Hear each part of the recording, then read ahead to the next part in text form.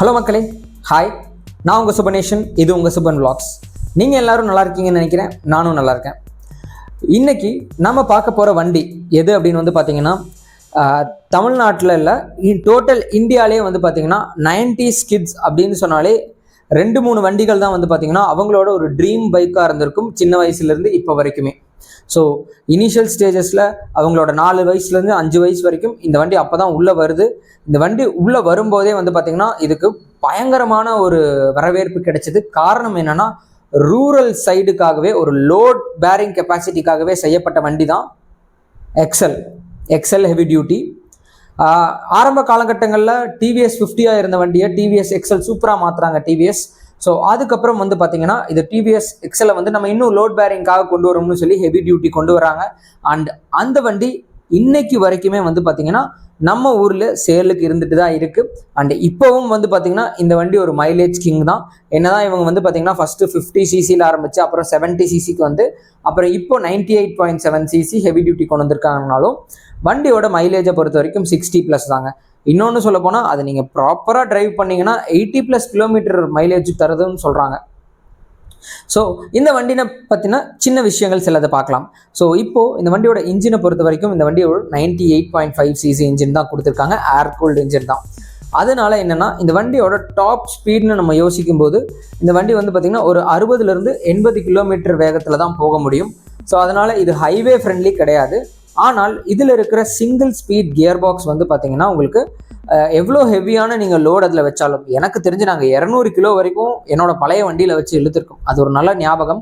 So அது வந்து ஒரு நல்ல லோட் பேரிங் கெப்பாசிட்டியை அந்த வண்டி கண்டிப்பாக கொடுக்கும். ஓகே, அதுக்கப்புறம் இந்த வண்டியோட மற்ற விஷயங்களை பார்க்கலாம். இப்போது இந்த வண்டி இருக்கிற 3 ஆப்ஷன் இருக்குது இப்போ இந்த வண்டியில். அதில் முதல் ஆப்ஷன் வந்து பார்த்திங்கன்னா ஹெவி டியூட்டி நார்மல் வண்டி. ஸோ அதோட ப்ரைஸ் வந்து மார்க்கெட் ப்ரைஸில் ஒரு 60,000 ரூபாய்க்கே வந்து கிடைக்குது. இதுதான் இருக்கிறதுலே கம்மியான ப்ரைஸ் இருக்கிற ஒரு ஹெவி டியூட்டி வெஹிக்கிள்.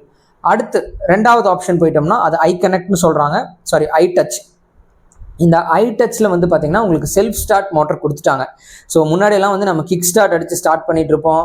ஸோ இப்போ வந்து பார்த்திங்கன்னா அந்த வண்டிக்கு செல்ஃப் ஸ்டார்ட்டும் வந்துருச்சு. ஸோ அதுக்கு அடுத்து இருக்கிற மாடல் வந்து பார்த்திங்கன்னா வின்னர் எடிஷன். ஸோ வின்னர் எடிஷனில் வந்து பார்த்திங்கன்னா உங்களுக்கு தூமெல்லாம் வச்சு வண்டி பயங்கரமாக இருந்துச்சு. ஏன்னா எனக்கெல்லாம் ஒரு ஆசை இருக்கும்.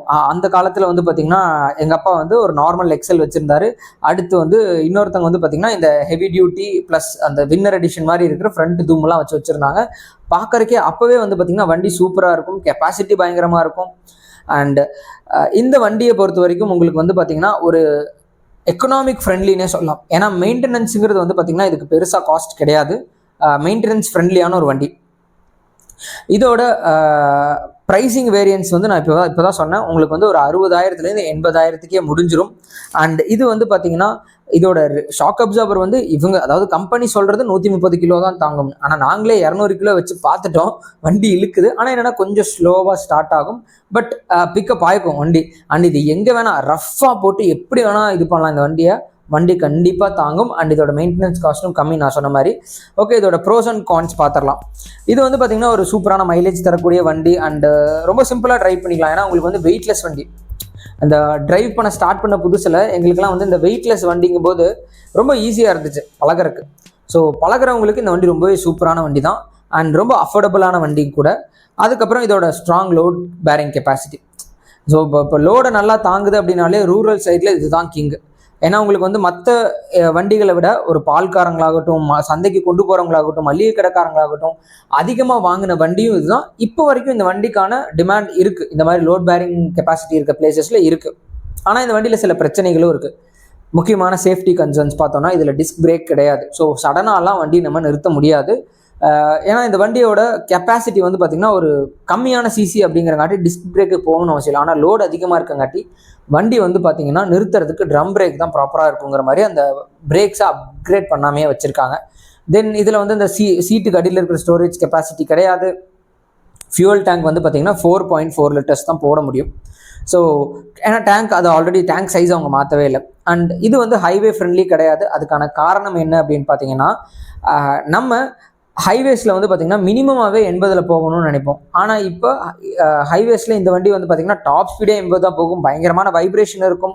இந்த வைப்ரேஷன் இருக்கிறங்காட்டியே வந்து பார்த்திங்கன்னா அதோட ஸ்க்ரூஸ், நட்ஸ் அண்ட் போல்ஸ் வந்து பார்த்திங்கன்னா சீக்கிரமாக லூஸ் ஆகக்கூடிய வாய்ப்புகள் இருக்குது.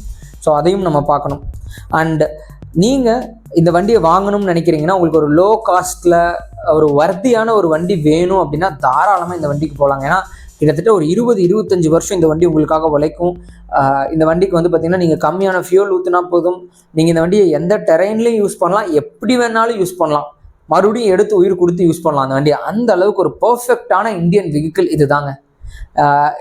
எனக்கு இதை தவிர இந்த வண்டியை பற்றி நிறையா பேசுறதுக்கு நிறையா ஸ்டோரிஸ் இருக்குது. நம்ம சேனலுக்கு இது வரைக்கும் சப்ஸ்கிரைப் பண்ணாமல் இருந்தீங்கன்னா மறக்காமல் சப்ஸ்கிரைப் பண்ணிக்கோங்க. நம்ம நெக்ஸ்ட் வீடியோவில் பார்க்கலாம். Until then it's bye from Supernation. Bye.